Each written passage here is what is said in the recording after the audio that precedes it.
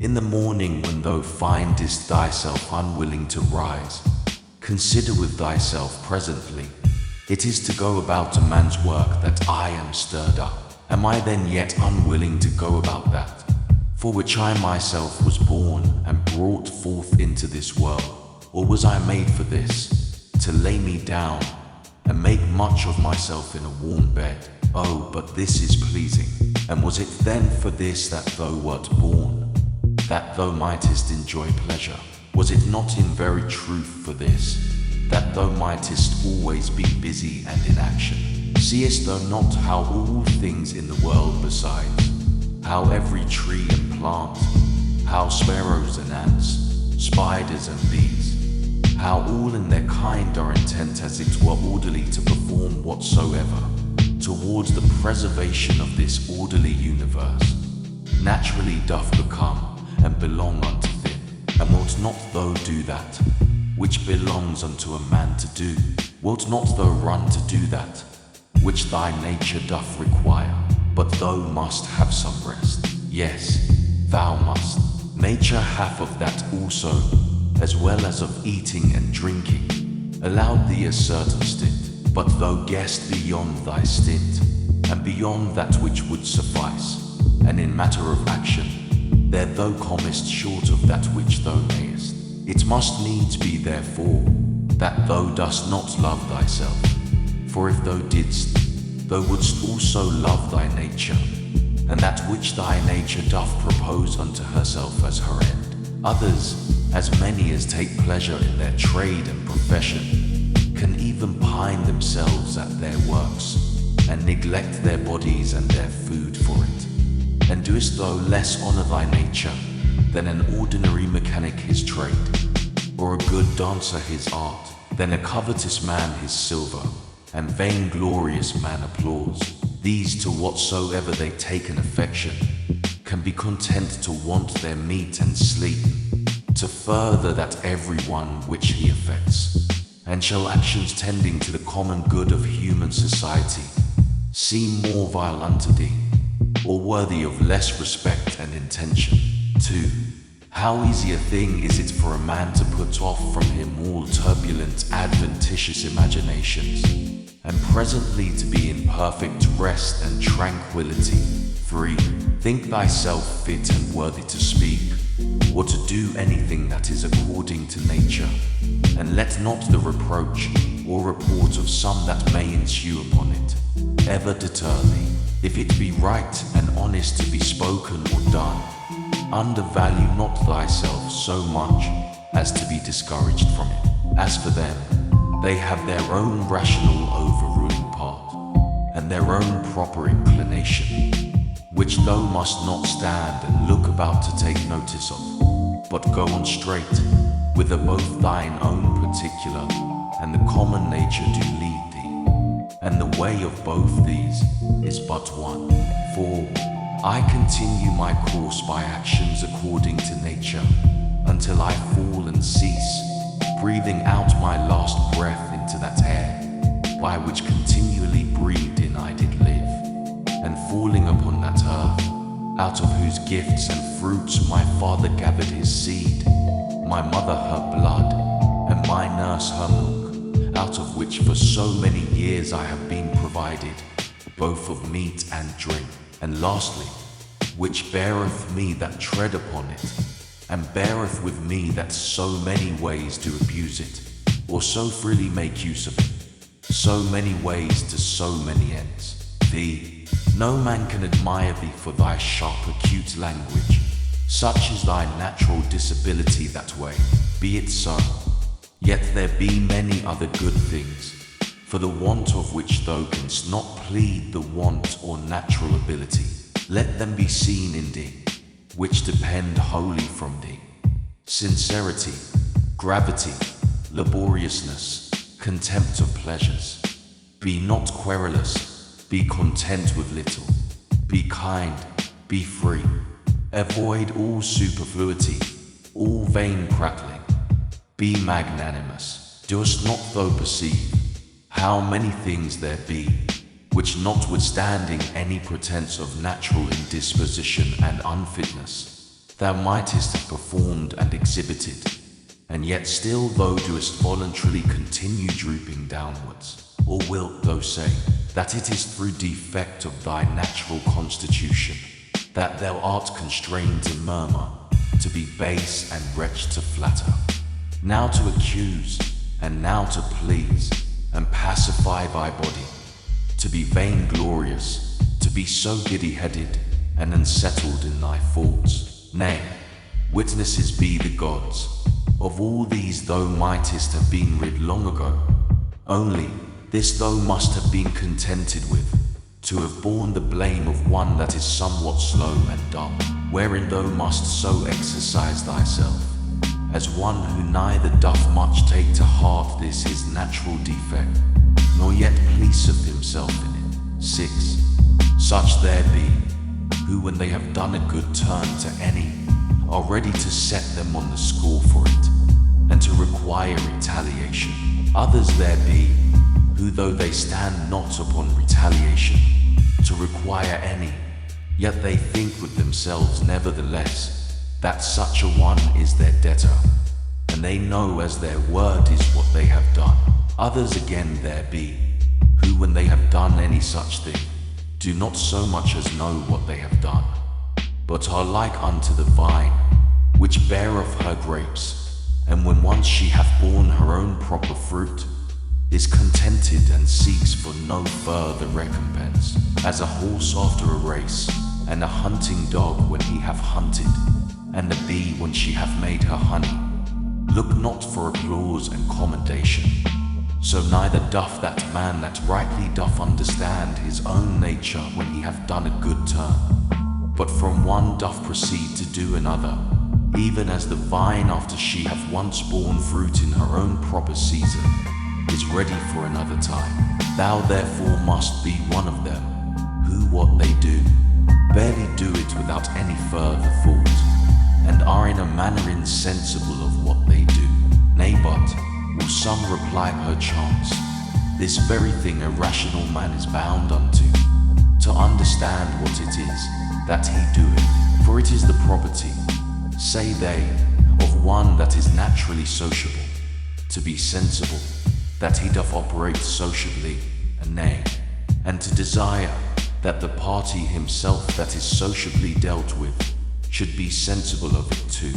I answer, that which thou sayest is true indeed, but the true meaning of that which is said thou dost not understand, and therefore art thou one of those first, whom I mentioned, for they also are led by a probable appearance of reason. But if thou just desire to understand truly what it is that is said, fear not that thou shalt therefore give over any sociable action. 7.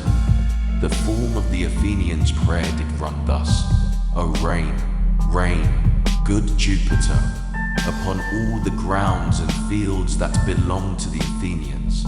Either we should not pray at all, or thus absolutely and freely, and not everyone for himself in particular alone. 8. As we say commonly, the physician hath prescribed unto this man riding, unto another cold baths, unto a third to go barefoot.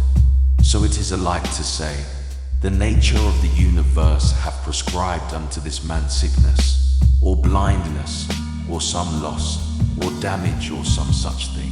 For as there, when we say of a physician that he hath prescribed anything, our meaning is that he hath appointed this for that, as subordinate and conducing to health.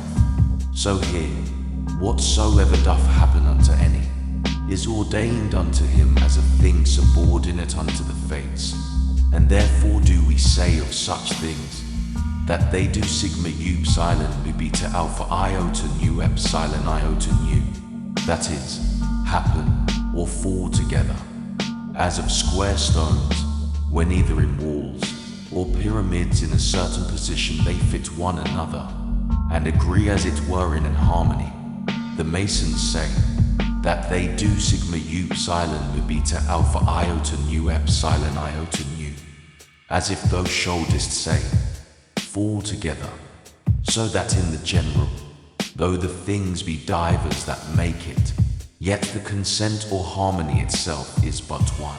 And as the whole world is made up of all the particular bodies of the world, one perfect and complete body, of the same nature that particular bodies, so is the destiny of particular causes and events one general one, of the same nature that particular causes are.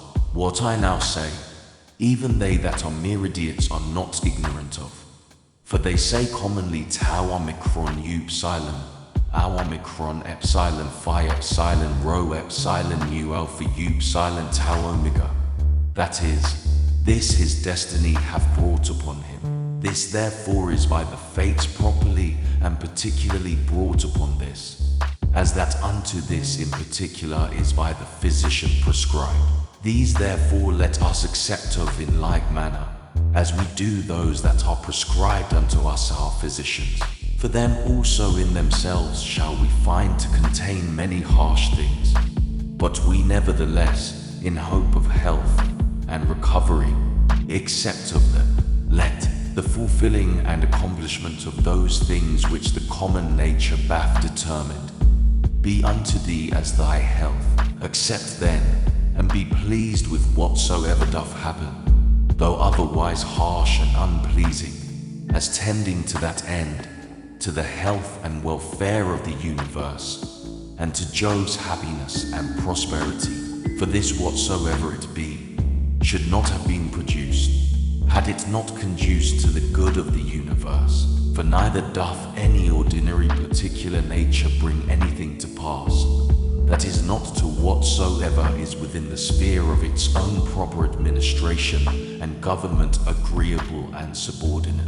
For these two considerations then thou must be well pleased with anything that doth happen unto thee. First, because that for thee properly it was brought to pass, and unto thee it was prescribed, and that from the very beginning, by the series and connection of the first causes, it have ever had a reference unto thee. And secondly, because the good success and perfect welfare, and indeed the very continuance of him, that is the administrator of the whole, doth in a manner depend on it. For the whole, because whole, therefore entire and perfect, is maimed and mutilated, if thou shalt cut off anything at all, whereby the coherence and contiguity as of parts, so of causes, is maintained and preserved, of which certain it is, that thou doest, as much as lieth in thee, cut off, and in some sort violently take somewhat away, as often as thou art displeased with anything that happeneth. Ix. Be not discontented, be not disheartened, be not out of hope, if often it succeed not so well with the punctually and precisely to do all things according to the right dogmata, but being once cast off, return unto them again.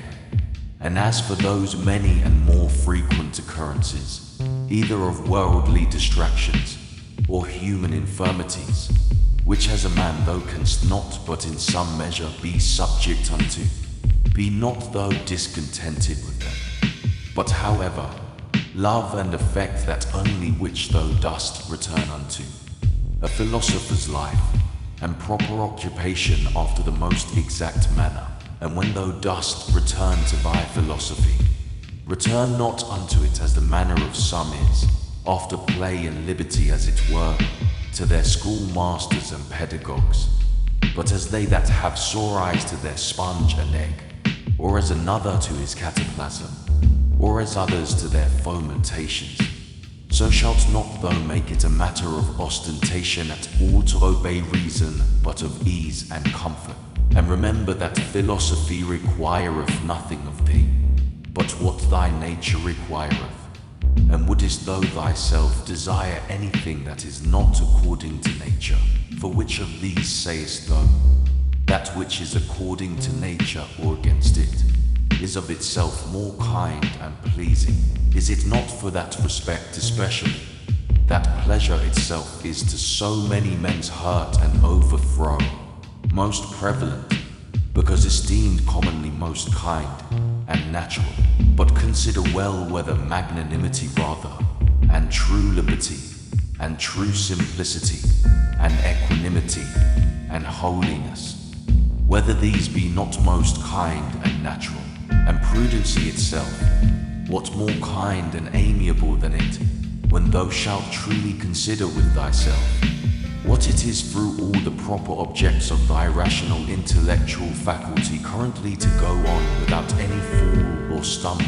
As for the things of the world, their true nature is in a manner so involved with obscurity, that unto many philosophers, and those no mean ones, they seemed altogether incomprehensible, and the Stoics themselves, though they judge them not altogether incomprehensible, yet scarce and not without much difficulty, comprehensible, so that all assent of ours is fallible. For who is he that is infallible in his conclusions, from the nature of things? Pass now unto their subjects and matter. How temporary, how vile are they, aye, such as may be in the power and possession of some abominable loose liver, of some common strumpet, of some notorious oppressor and extortioner. Pass from thence to the dispositions of them that thou doest ordinarily converse with.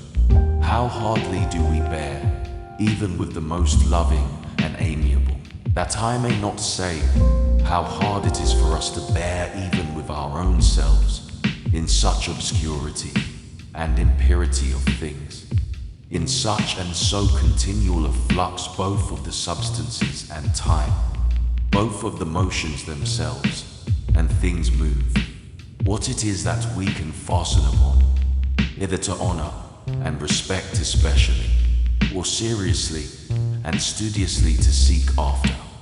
I cannot so much as conceive, for indeed they are things contrary. X. Thou must comfort thyself in the expectation of thy natural dissolution, and in the meantime not grieve at the delay, but rest contented in those two things. First, that nothing shall happen unto thee, which is not according to the nature of the universe. Secondly, that it is in thy power to do nothing against thine own proper God and inward spirit, for it is not in any man's power to constrain thee to transgress against him. Zai, what is the use that now at this present I make of my soul? Thus from time to time and upon all occasions thou must put this question to thyself.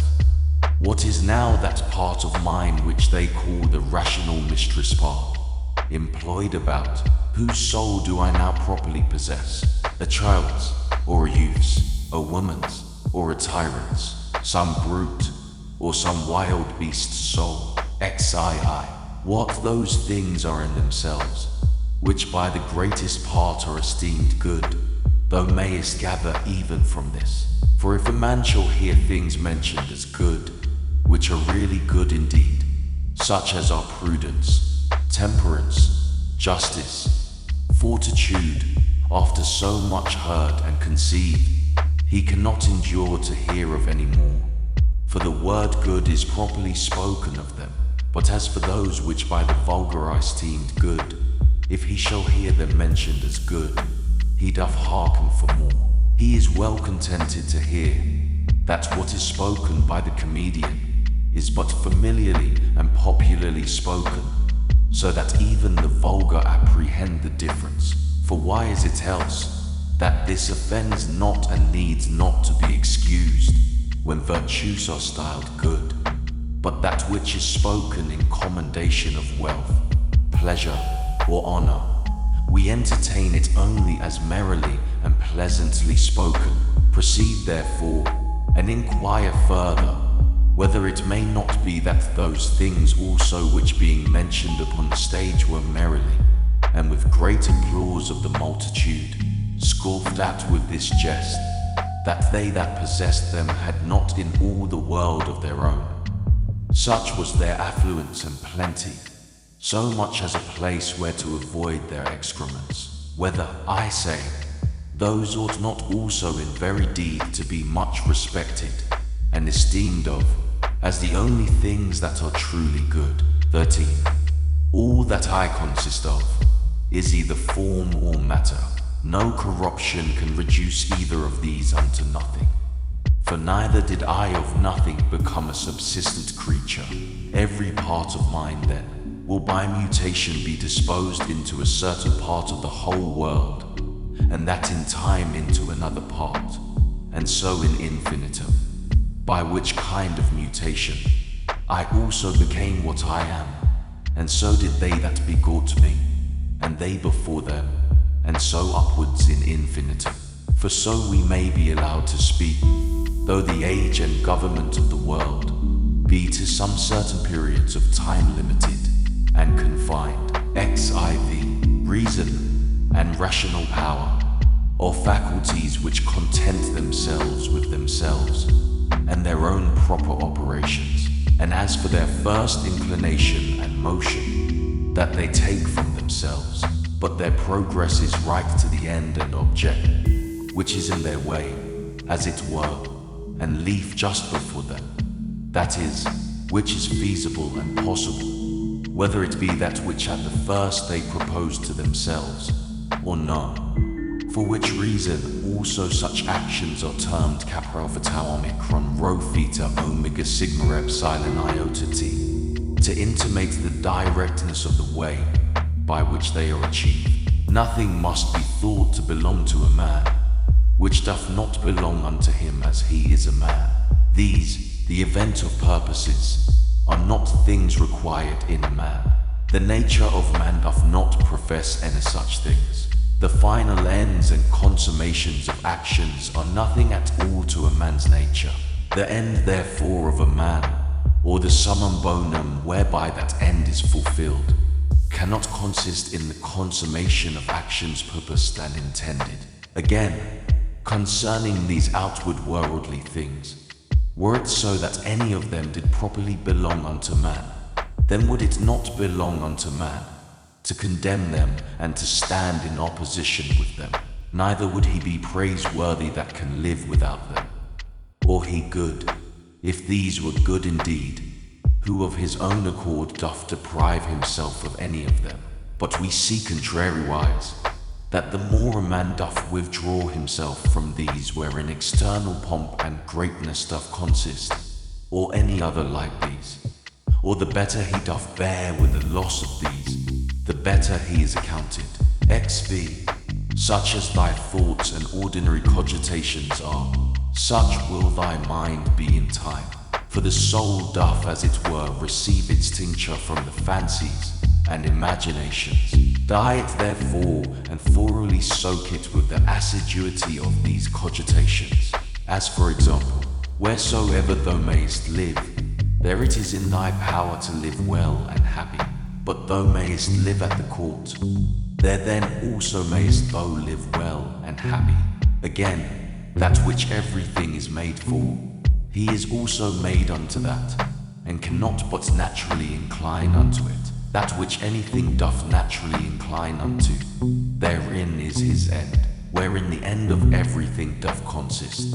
Therein also doth his good and benefit consist. Society therefore is the proper good of a rational creature, for that we are made for society. It hath long since been demonstrated, or can any man make any question of this, that whatsoever is naturally worse and inferior, is ordinarily subordinated to that which is better, and that those things that are best are made one for another, and those things that have souls are better than those that have none. And of those that have, those best that have rational souls. XVI, to desire things impossible is the part of a madman, but it is a thing impossible, that wicked man should not commit some such things. Neither doth anything happen to any man, which in the ordinary course of nature as natural unto him doth not happen.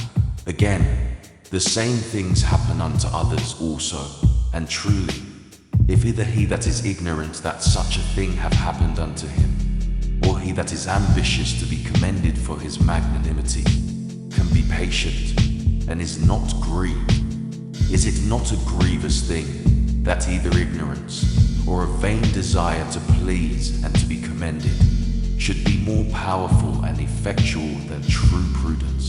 As for the things themselves, they touch not the soul, neither can they have any access unto it, neither can they of themselves any ways either affect it or move it. For she herself alone can affect and move herself, and according as the dogmata and opinions are, which she doth vouchsafe herself, so are those things which, as accessories, have any coexistence with her.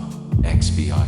After one consideration, man is nearest unto us, as we are bound to do them good, and to bear with them. But as he may oppose any of our true proper actions, so man is unto me but as a thing indifferent, even as the sun, or the wind, or some wild beast. By some of these it may be, that some operation or other of mine may be hindered. However, of my mind and resolution itself, there can be no let or impediment, by reason of that ordinary constant both exception or reservation wherewith it inclineth, and ready conversion of objects, from that which may not be, to that which may be, which in the prosecution of its inclinations, as occasion serves, it doth observe. For by these the mind doth turn and convert any impediment whatsoever, to be her aim and purpose, so that what before was the impediment, is now the principal object of her working, and that which before was in her way, is now her readiest way.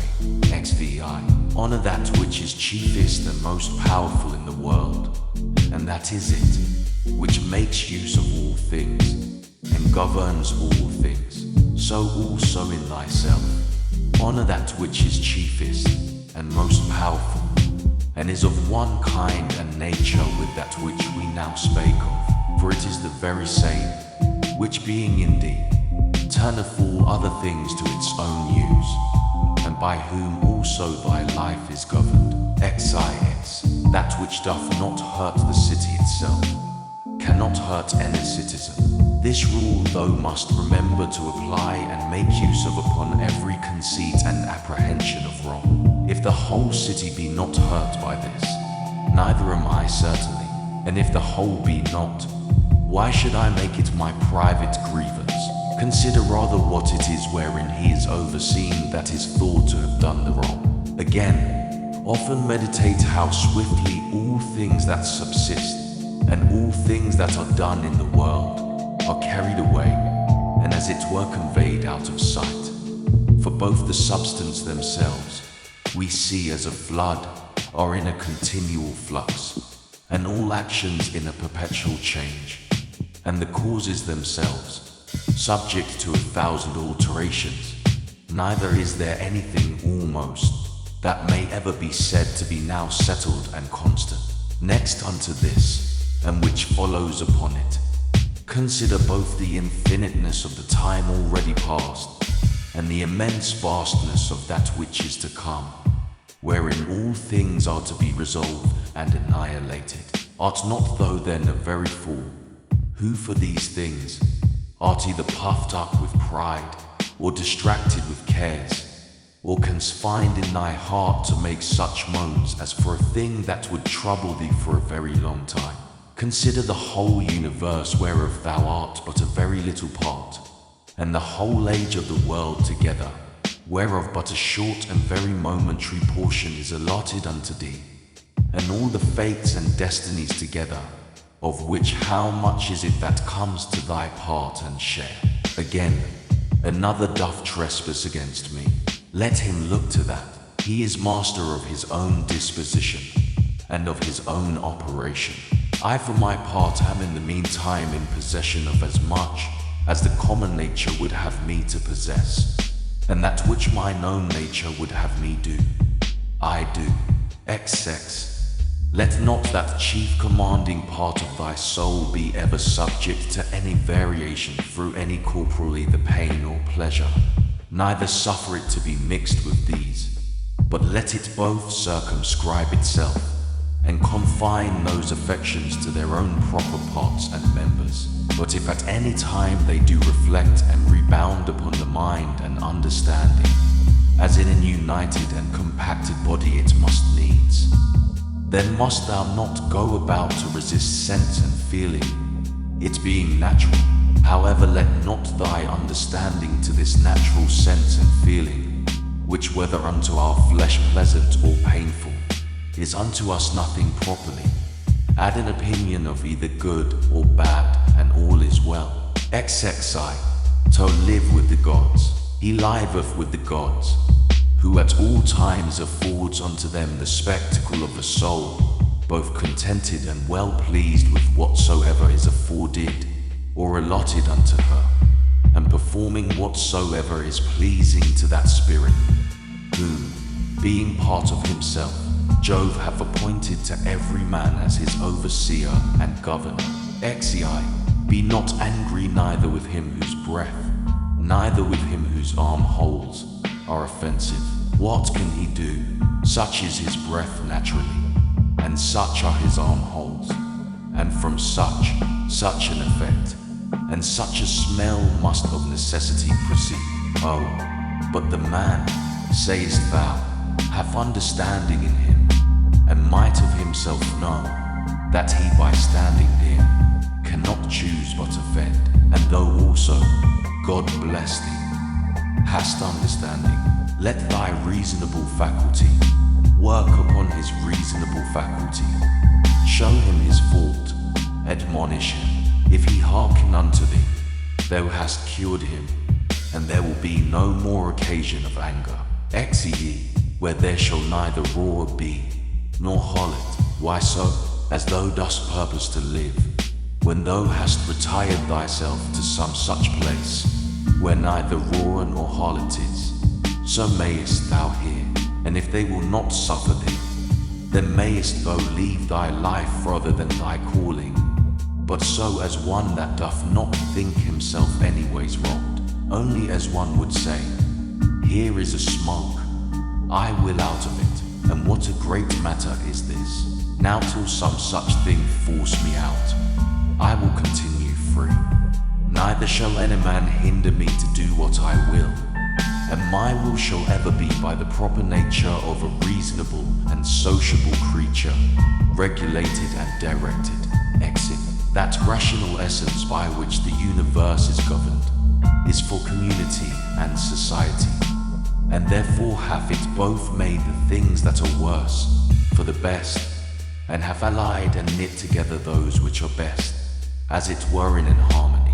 Seest thou not how it hath subordinated and coordinated, and how it hath distributed unto everything according to its worth, and those which have the preeminency and superiority above all, hath it united together into a mutual consent and agreement. XXV, how hast thou carried thyself hitherto towards the gods, towards thy parents, towards thy brethren, towards thy wife, towards thy children, towards thy masters, thy foster fathers, thy friends, thy domestics, thy servants? Is it so with thee, that hitherto thou hast neither by word or deed wronged any of them?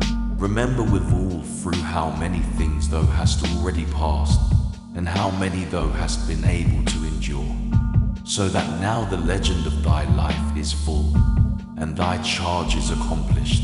Again, how many truly good things have certainly by thee been discerned? How many pleasures, how many pains hast thou passed over with contempt? How many things eternally glorious hast thou despised? Towards how many perverse unreasonable men hast thou carried thyself kindly and discreetly? XV. Why should imprudent, unlearned souls trouble that which is both learned and prudent, and which is that is so? She that understandeth the beginning and the end, and hath the true knowledge of that rational essence, that passeth through all things subsisting, and through all ages being ever the same, disposing and dispensing as it were this universe by certain periods of time. XV. Within a very little while, thou wilt be either ashes, or a skeleton, and a name perchance, and perchance not so much as a name. And what is that but an empty sound, and a rebounding echo? those things which in this life are dearest unto us, and of most account, they are in themselves but vain, putrid, contemptible, the most weighty and serious, if rightly esteemed, but as poppies, biting one another, or untoward children, now laughing and then crying. As for faith, and modesty, and justice, and truth, they long since, as one of the poets shall it, have abandoned this spacious earth, and retired themselves unto heaven. What is it then that doth keep thee here, if things sensible be so mutable and unsettled, and the senses so obscure, and so fallible, and our souls nothing but an exhalation of blood, and to be in credit among such, be but vanity? What is it that thou dost stay for, an extinction, or a translation? Either of them with a propitious and contented mind, but still that time come. What will content thee? What else, but to worship and praise the gods, and to do good unto men, to bear with them, and to forbear to do them any wrong, and for all external things belonging either to this thy wretched body, or life, to remember that they are neither thine, nor in thy power. XVII. Thou mayest always speed, if thou wilt but make choice of the right way. If in the course both of thine opinions and actions, thou wilt observe a true method. These two things be common to the souls, as of God, so of men, and of every reasonable creature. First, that in their own proper work they cannot be hindered by anything. And secondly, that their happiness doth consist in a disposition to, and in the practice of righteousness, and that in these their desire is terminated. X6. If this neither be my wicked act, nor an act anyways depending from any wickedness of mine, and that by it the public is not hurt, what doth it concern me, and wherein can the public be hurt? For thou must not altogether be carried by conceit and common opinion. As for help, thou must afford that unto them after thy best ability, and as occasion shall require, though they sustain damage, but in these middle or worldly things. But however, do not thou conceive that they are truly hurt thereby, for that is not right, but as that old foster father in the comedy, being now to take his leave, doth with a great deal of ceremony require his foster child's rumpus, or rattle talk, remembering nevertheless that it is but a rumpus. So here also do thou likewise. For indeed, what is all this pleading and public bawling for at the courts? O man, hast thou forgotten what those things are? Yea, but they are things that others much care for, and highly esteem of. Wilt thou therefore be a fool too? Once I was. Let that suffice. XXX. Let death surprise rue when it will, and where it will. I may be epsilon u psilon mu omicron iota rho omicron t, or a happy man. Nevertheless, for he is a happy man, who in his lifetime dealeth unto himself a happy lot and portion. A happy lot and portion is good inclinations of the soul, good desires, good actions,